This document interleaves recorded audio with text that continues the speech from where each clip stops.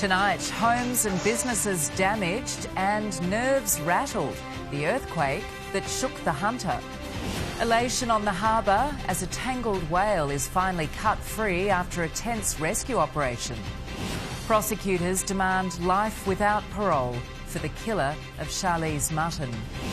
Presidential hopeful Kamala Harris pledges freedom and fairness, her rousing speech to a roaring crowd. And Latrell Mitchell to accept a suspension for the Dubbo photo scandal, but when will it be served? This is 9 News with Georgie Gardner. Good evening. An earthquake rocked the Upper Hunter this afternoon, leaving windows smashed and structural damage, with tremors felt hundreds of kilometres away. With a magnitude of 4.7, it's the largest quake to strike the region in 20 years. It was the shake that stopped the Hunter. The force of the magnitude 4.7 earthquake sending pictures flying off the wall at this Muswellbrook cafe. I've never felt anything like that in a long time. Parked cars bouncing.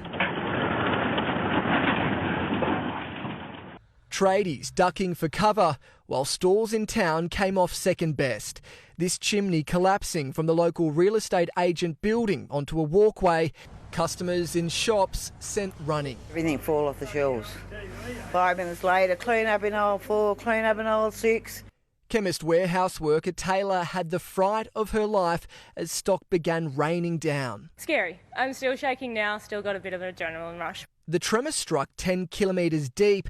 Its epicentre in Denham, just south of Muswellbrook, near Mount Arthur coal mine. Some staff there needing first aid for minor injuries. It is not uncommon, for earthquakes to happen close to the mines because most of the mines are actually located close to the fault lines.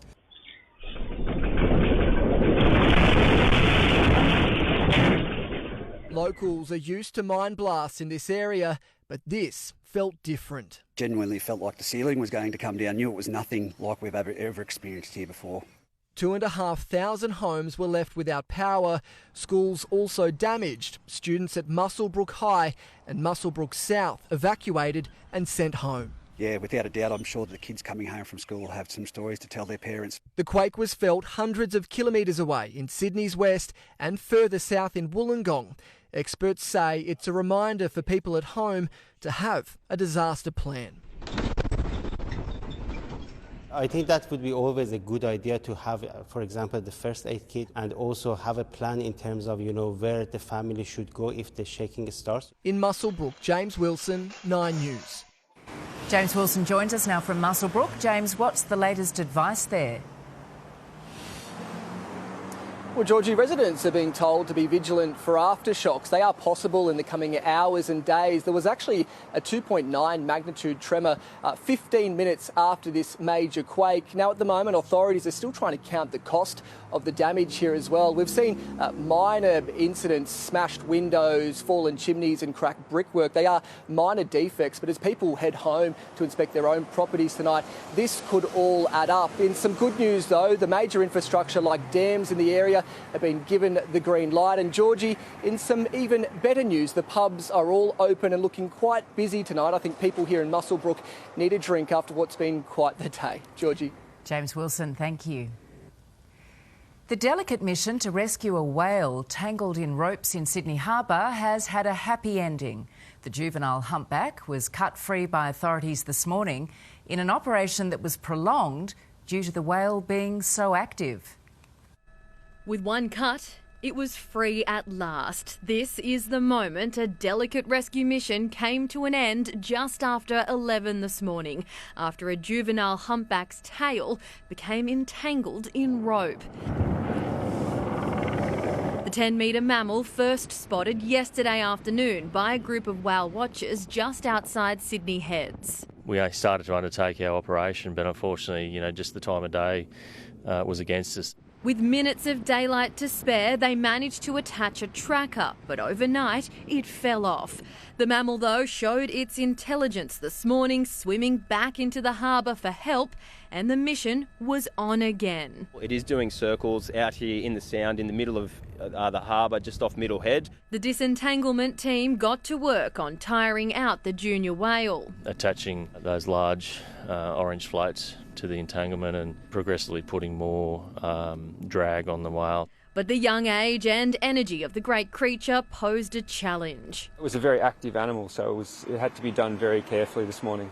The marine team made 3 attempts to snip the line in the middle of our bustling harbour. You probably couldn't get a busier place to do an entanglement. New South Wales Maritime set up a 100-metre exclusion zone to keep other vessels away. The welfare of the animal is the most important thing, but we're also looking after the safety of the navigation on the harbour. Ferries also forced to divert around the whale when it swam into the thoroughfare between Circular Quay and Manly. We managed to do the whole operation without any disruption to passenger services. A long and delicate rescue operation to save the whale, which is tonight swimming free.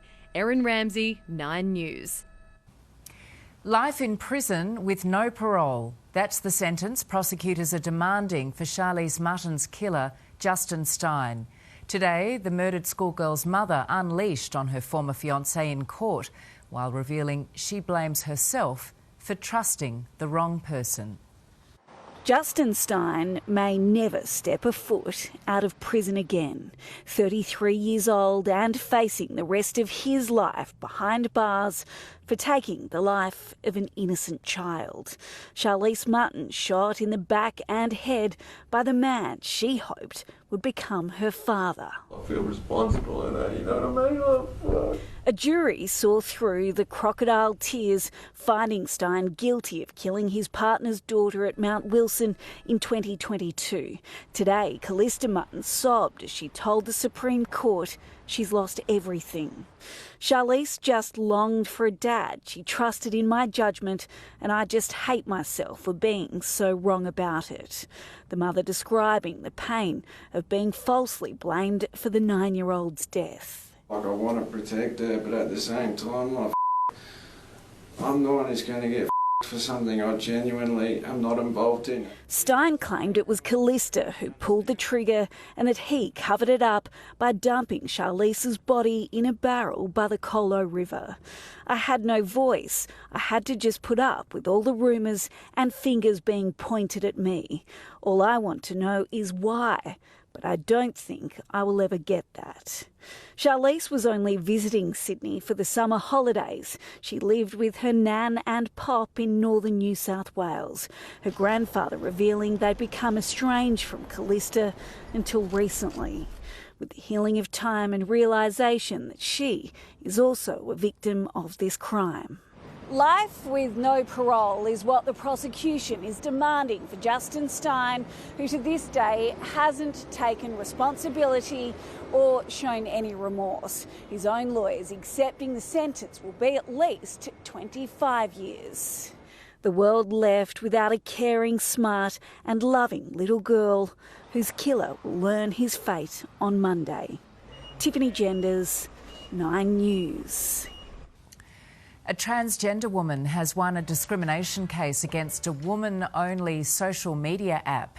Roxanne Tickle was barred from the platform called Giggle for Girls when founder Sal Grover looked at her profile picture and considered her male. The ruling's being billed as a test of Australia's trans rights laws. The justice found she was indirectly discriminated against. The app has been fined $10,000. 3 Chinese nationals have been arrested in Sydney, charged over an alleged people smuggling plot.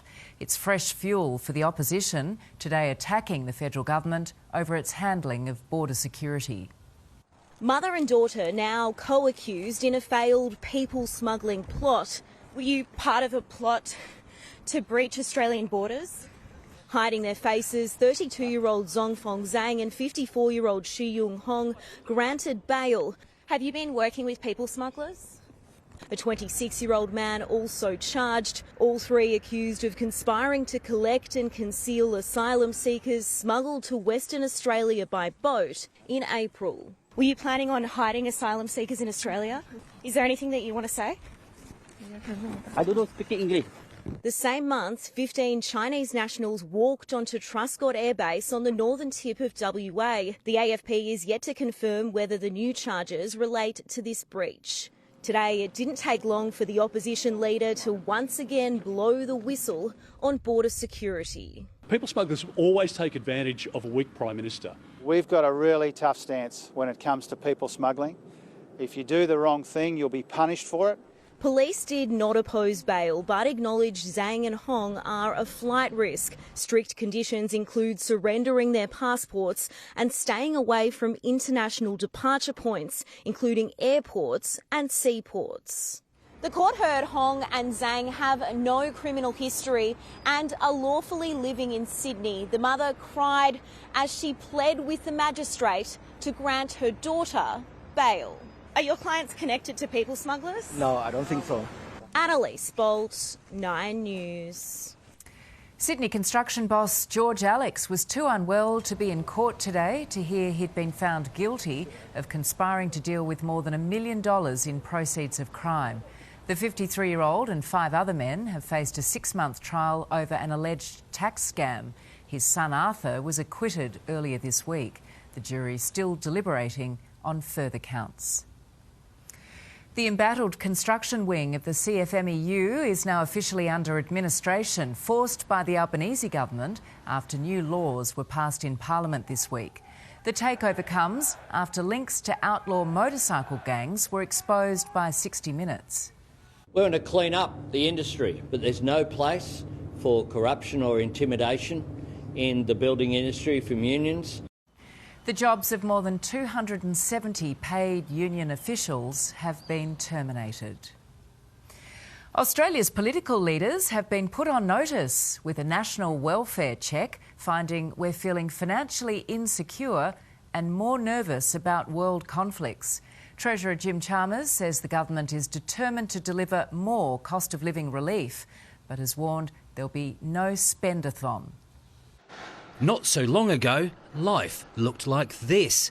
Australia's first post-pandemic checkup, finding a nation still dealing with COVID's aftermath. Life expectancy dipping slightly for the first time since the 1990s, due to almost 10,000 dying from COVID in 2022 alone. Women still expected to outlive men by just over 4 years. Family budgets showing signs of ill health. We've rolled out substantial and meaningful and responsible cost of living help. Household savings tumbling from 12.6% of income to just 4.3% as bills outpace income. Workers enduring 3 years of real wages decline. The next election won't be a spend-a-thon. The next election will be about responsible economic management. The government this week urgently seeking to push through disability and aged care reforms. Here's why. More than half of the 1.8 million people with disability reported unmet needs, up from 37.5% in 2018. Unmet needs in aged care similarly spiking. We want people to live with dignity and with respect and to receive the care that they need. We need to make sure that the system is viable and sustainable. Adding to the economic challenges is that world events, be they in Europe, the Middle East or closer to home, have made Australians more anxious, according to the Wellbeing Survey. All of which points to a tricky political environment for the government and one of opportunity for the opposition. The federal election just a few months away. Andrew Probyn, 9 News. Kamala Harris has delivered the most critical speech of her political career in front of a roaring crowd. With a pitch of policy and personality, the Vice President declared November will mark the most important election in America's history. Please welcome Kamala Harris. Unlikely weeks ago, tonight was unprecedented. Kamala Harris, the first black woman to become a US presidential nominee. I accept your nomination to be President of the United States of America. The Vice President had rocketed to the top of the ticket after President Joe Biden withdrew from the race, and this was a celebration of her, telling her story and setting the stakes. This election is not only the most important of our lives. It is one of the most important in the life of our nation. Harris, the daughter of immigrants, inspired by her family. My father would say, as he smiled, "Run, Kamala, run. Don't be afraid. Don't let anything stop you." Sharing how her time as a prosecutor was the foundation for her vision for the future. My entire career, I've only had one client, the people.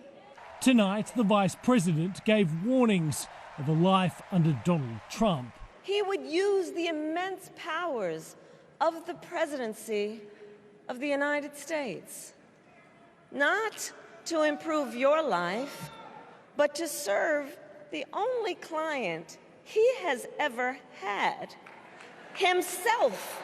The former president unleashing on his social media platform more than 35 posts throughout the primetime speech. A landmark night for America, and Kamala Harris was synonymous with female empowerment. A rapturous crowd, many dressed in white, a nod to women past and present. Pop star Pink performing with her daughter to send a message. What about us? What about all the times you said you had the answer? 100,000 red, white and blue balloons bringing the convention to an end. But the real work for Harris and the Democrats is only just beginning. Kamala Harris now stands in a moment in history with the aim of shattering a glass ceiling not yet broken in America. The task now, though, is to take the message she's given here to the faithful and spread it right across America. This team has 74 days to convince America it is the new way forward. In Chicago, Jonathan Kersley, 9 News. It is time now for a check of today's weather. Hi, Kate. Hello, Georgie. It was a beautiful blue sky day with light northeasterly winds and a little high cloud at times. Temperatures were slightly above average, but that's not unusual given spring is just around the corner. And it certainly felt like spring today, the city reaching a top of 23 degrees. Our west also climbing to a top of 23 this afternoon. It looks like we could be in for a wet start to the weekend. I'll let you know when we'll see the sun again after sport, Georgie. Thank you, Kate. We'll see you then. In the news ahead, we'll show you the moment a plane came down on a Bossley Park sports field while crash investigators take away the wreckage. Thousands of potentially deadly jelly cups seized from businesses across Western Sydney. Indonesia shelves controversial new election laws after protesters tried to storm Parliament. And evacuations and a state of emergency in Iceland as fast-flowing lava spews from a volcano.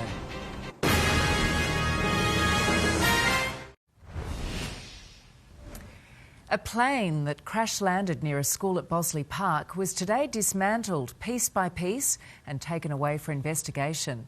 Meanwhile, the hero pilot was praised for saving lives as new video showed the moment the aircraft came down.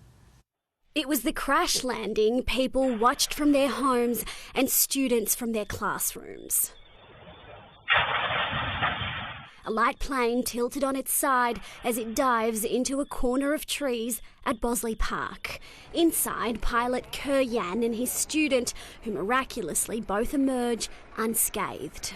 I raced to remove the last 3 branches that were blocking the plane door to save the pilots. One person who witnessed the incredible moment the plane came down was this grandmother who was in the front yard of her home with her 3 grandchildren. And when I looked up, I saw the plane coming into my yard just over the power lines. I was just sat here in shock. It was such slow motion.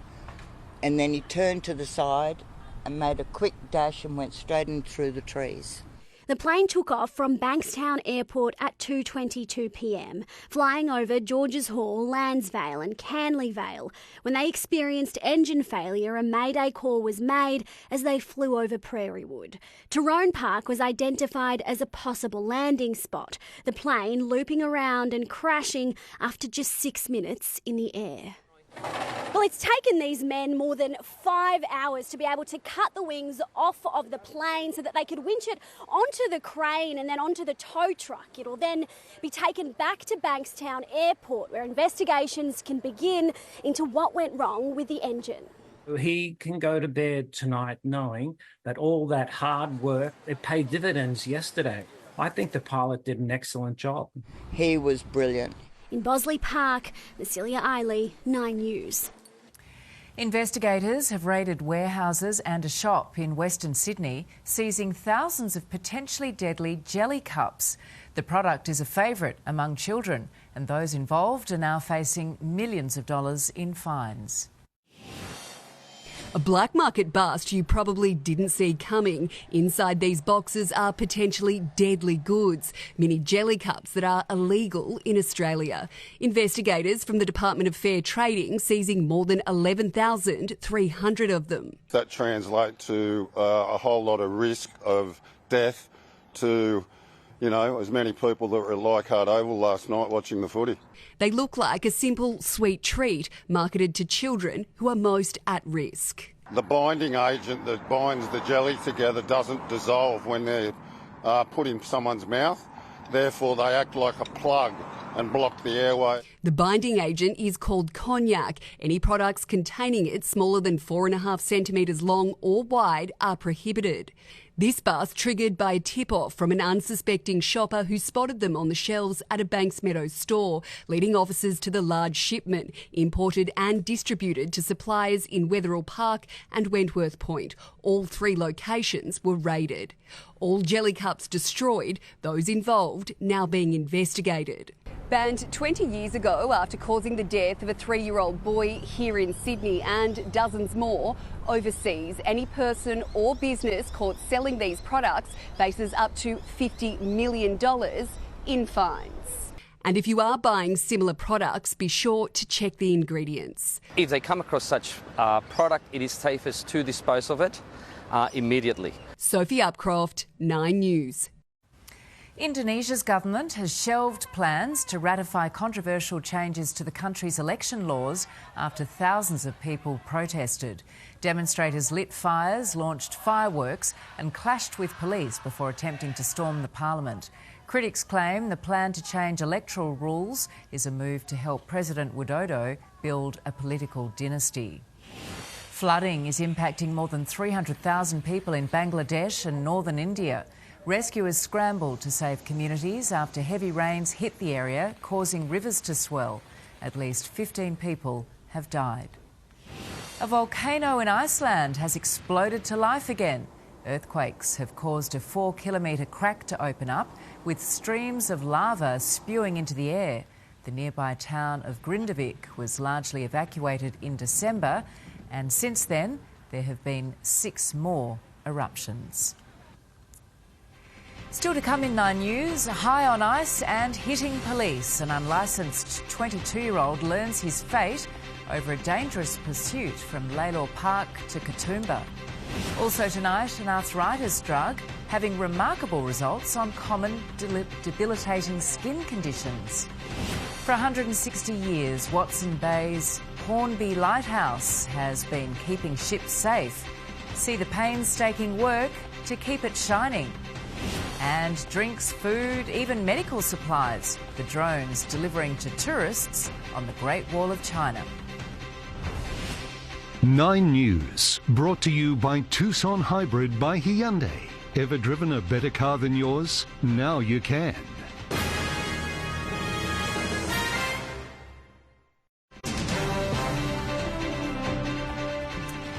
A man who led more than 30 police officers on a pursuit from Western Sydney to the Blue Mountains has been sentenced.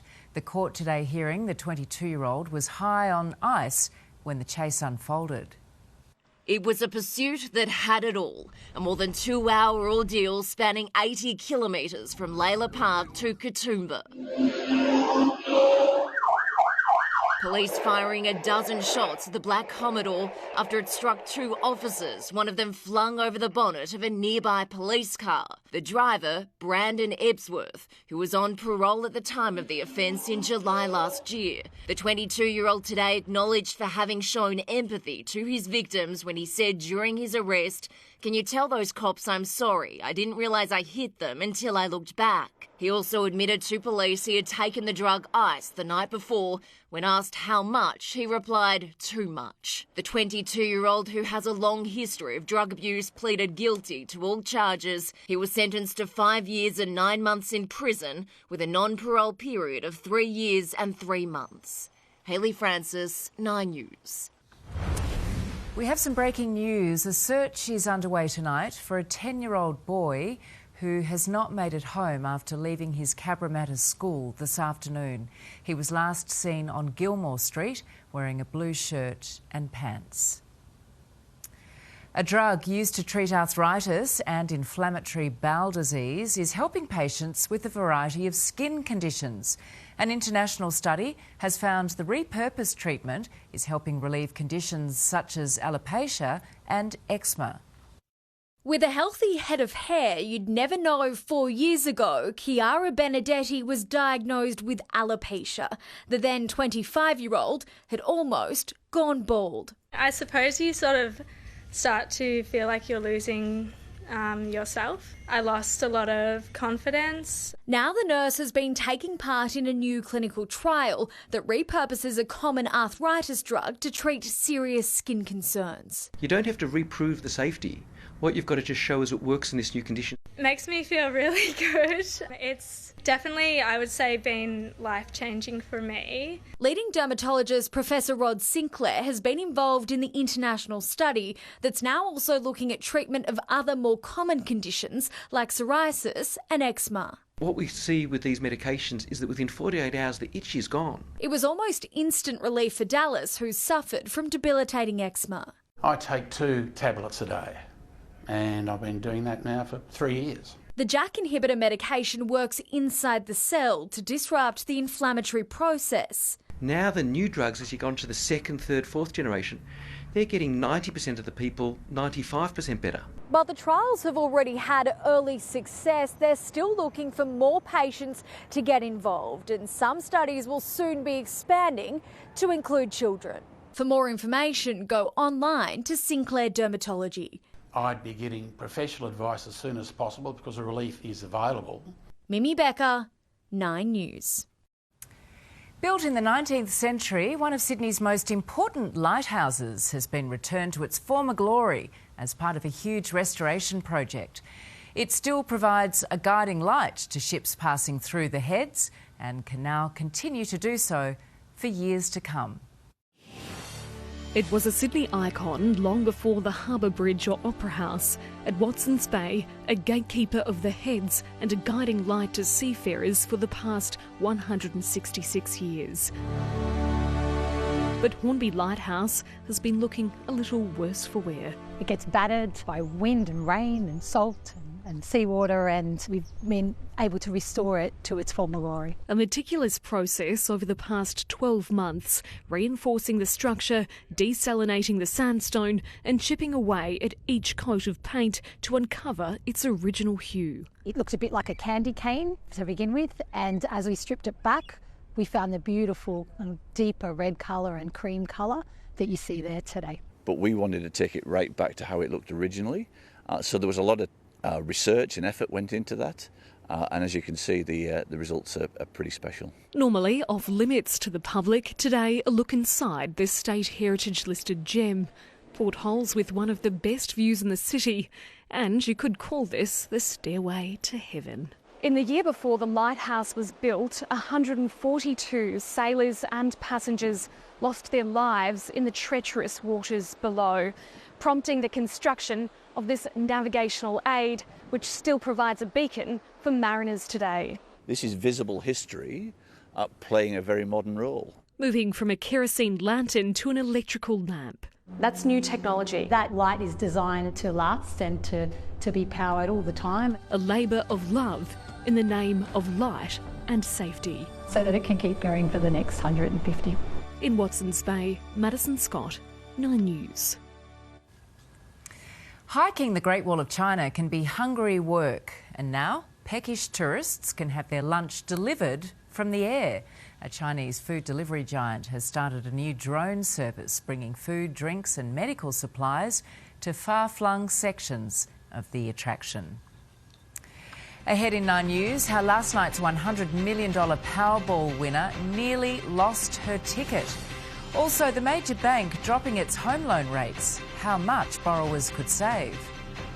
Plus, the growing number of retired Australians choosing to go back to work. And James joins us from Brisbane tonight, where the Eels' quest continues, James, to avoid the wooden spoon. Hello, Georgie. Yes, there hasn't been much for Parramatta to smile about, but they'd love a win over the Broncos tonight. Also, Latrell Mitchell to accept a suspension, but there's still a battle to be fought over the Dubbo photo scandal. Luke Brooks' nerves take their toll as his Leichhardt return ends in a shock loss.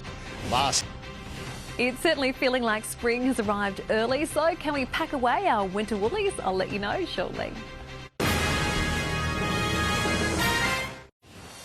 Rabbitohs superstar Latrell Mitchell will accept his sanction for the Dubbo photo scandal. The fullback has copped a $20,000 fine and one-match suspension.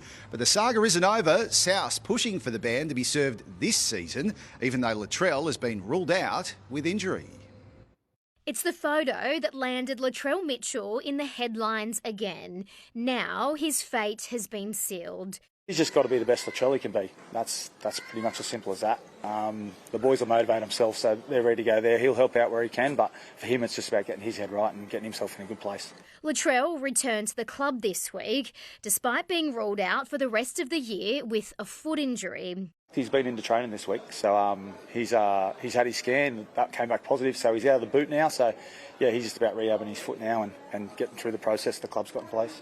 South's management are lobbying for the one-match ban to be served this year, even though Latrell is already out injured. All I know is that we've got to play this week. I'm trying to win that game with the team we've got, so Latrell stuff will take care of itself, the club will take care of it, and we'll go from there.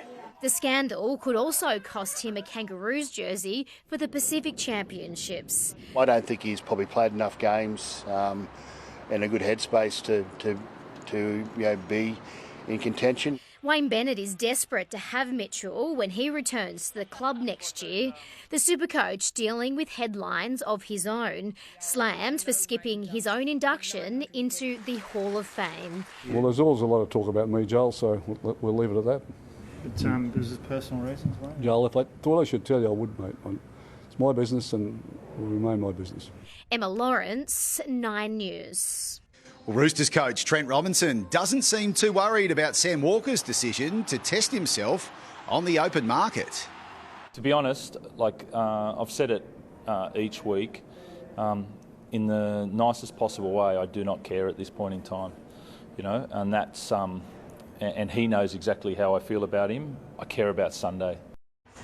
Jared Wirra-Hargraves and Nat Butcher return to face the Titans as the Tricolours continue their push for a top 2 finish.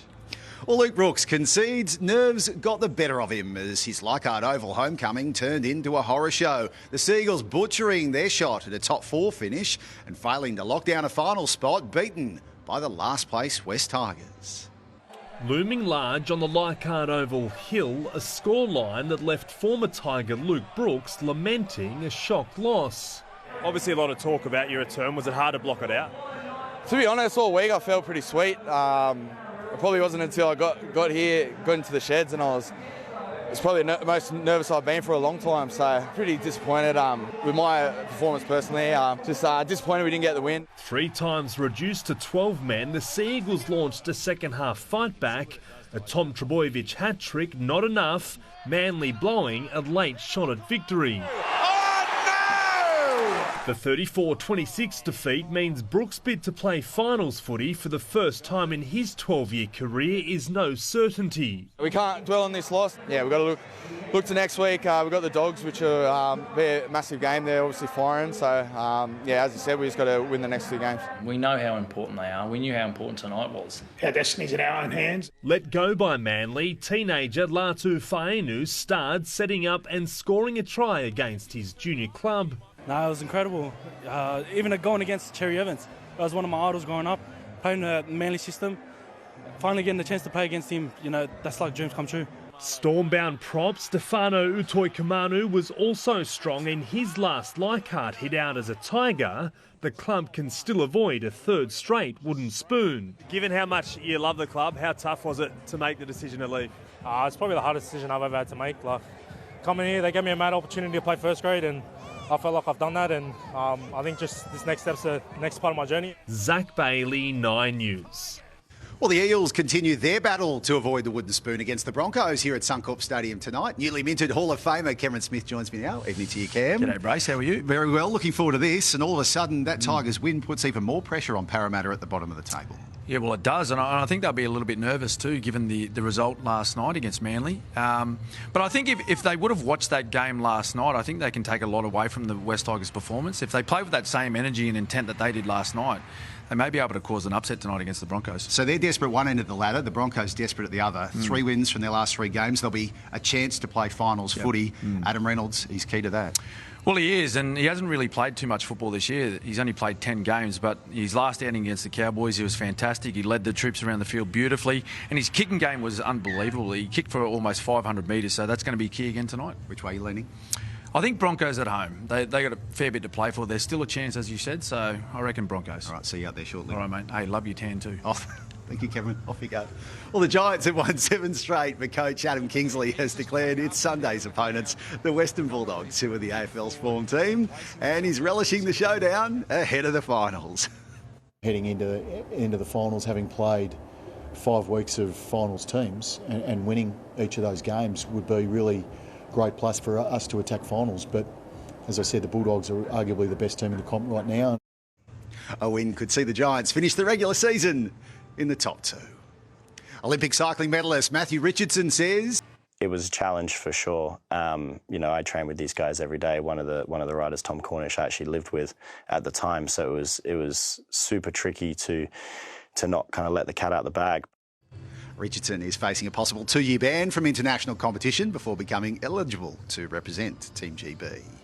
Alex de Minaur has declared himself fit to play at the US Open a month after suffering the hip injury that ruled him out of Wimbledon and the Olympic singles draw. But the world number 10 isn't placing any expectations on his campaign. I'm sure I'll find my tennis soon enough. So I'm banking on my body being healthy for starters, and then the tennis will come. De Minaur's first match is on Wednesday morning. That's it for now. Georgie, see you 7:30 as the Eels try and upset the Broncos here in Brisbane. OK, James. Nice tan. Thank you.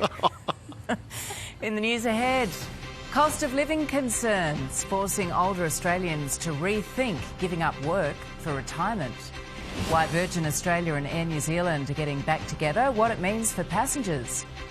Plus, the whopping 2,500 carat diamond, believed to be the second largest ever unearthed.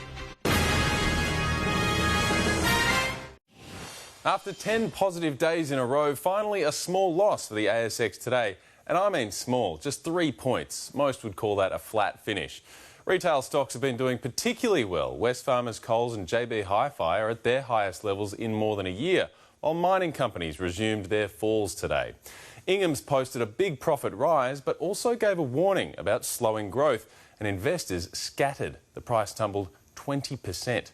But interestingly, the heat has not come out of Guzman y Gomez shares, which listed in June and today hit new record highs. And finally, the Aussie dollar heads into the weekend buying 67 US cents and 60 euro cents. Thank you, Chris. The mortgage market is heating up again. CommBank today cutting fixed and variable rates, but only for new customers. It's offering a new variable rate of 6.89% if borrowers have a 20% deposit. CBA also slashed fixed rates across 1, 2, 3 and 4 year terms by up to 0.7 of a percentage point. Virgin and Air New Zealand are back together. The airlines announcing they've signed a new code share agreement. The new deal is designed to give travellers more options when crossing the Tasman, offering Virgin customers direct flights to Auckland, Wellington and Christchurch. More than 2/3 of older Australians are likely to work past retirement age, with the pension not enough to fund their future. Concerned about cost of living pressures combined with longer lifespans, many are opting to work part-time before transitioning to full-time retirement. Planning for retirement is not an easy calculation, especially now that many of us are living well into our 80s, even 90s. For many retirees, retirement will be sort of a 25, 30, 35-year duration. With the average life expectancy 81 for men and 85 for women, a new study shows almost 40% of retirement age Aussies say they're planning on working part-time past 67 to stretch their funds, while others say work gives them purpose. I mean, what do? Sit down and look at the TV or something? Go crazy. No. Working, well, I got a lot of satisfaction from it. 89-year-old Douglas Kelly played his cards right and decided to retire at 70 when he needed a knee replacement. But Susan Jackson was 58 when bad health forced her hand. The price of living's gone up horrendously. Around 700 people retire every day in Australia, and over the last 2 decades, the average retirement age has increased from the mid-50s to the late 60s.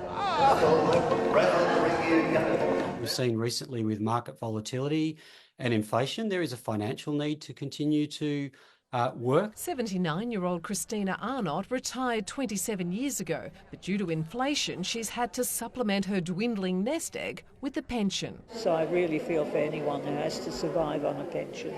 Your best bet? Superannuation is the best tax structure we have. So the more you can get into that, the better. Michelle Tapper, 9 News. Powerball's $100 million winner has revealed she nearly lost her ticket, forgetting she'd placed it in the glove box of her car. The Brisbane mother only went looking for it when she heard about a mystery winner in her area this morning. She now says she needs a moment to fathom the enormity of the win. And here's a spending idea for her. A huge 2,500 carat rough diamond has been found in Botswana. The stone is believed to be the second biggest ever unearthed. The mining company behind the discovery says the diamond will be valued in coming weeks. Coming up, Kate with the weekend weather. Hello again. We are expecting some showers to move across Sydney early tomorrow morning, but they shouldn't hang around all day. Right now in the city, it is 16 degrees, 15 in our west. The forecast for your weekend is next. It was a mostly sunny day. Temperatures a few degrees above average. The city reaching 23, also 23 at Sydney Airport, Bankstown and Richmond, 22 at Campbelltown and Holsworthy. These really were the pictures of the day. Sydney Harbour looking calm and clear as authorities work to free that whale trapped in netting. Fortunately, their efforts were successful with the calf eventually freed.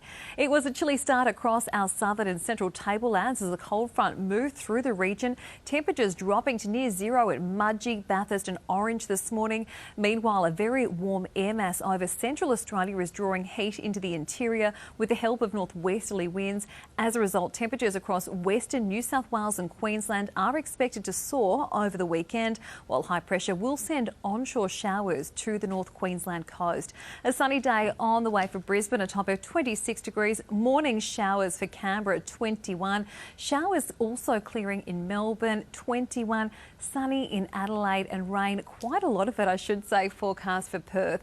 A severe weather warning for damaging winds has been issued for parts of the state's south tomorrow, with gusts of up to 70 kilometres an hour forecast for places like Braidwood, Katoomba, Goulburn and Thredbo. Wollongong should get some morning showers, a top of 24 degrees forecast, while Newcastle will be partly cloudy with some morning showers to a top of 25 there. Sydney will also be partly cloudy with showers, most likely early in the day and a mostly sunny afternoon. After an overnight low of 13, the city should reach 26 degrees with northerly winds. It could be a wet start for our suburbs too, but only a few millimetres are expected to fall at this stage before it really warms up. 28 forecast in Penrith, 27 at Parramatta, Liverpool and in Campbelltown. Looking ahead, we could also get a light shower or two on Sunday, but it will remain warm, a top of 25 degrees. The sun coming out again on Monday, 24 on Tuesday too. In fact, the sun will be shining all week with temperatures remaining in the 20s. After some possible showers on Sunday, it will feel like spring has arrived early next week in our west is forecast to be warm, sunny and dry right throughout the week. Overnight temperatures also more mild, so it could be time to pack away those winter blankets, Georgie. It's looking good. Thank you for that, Kate. And that is 9 News for this Friday. Ali Langdon's up next with a current affair. I'm Georgie Gardner. Thanks for being with us. Enjoy your evening. Good night.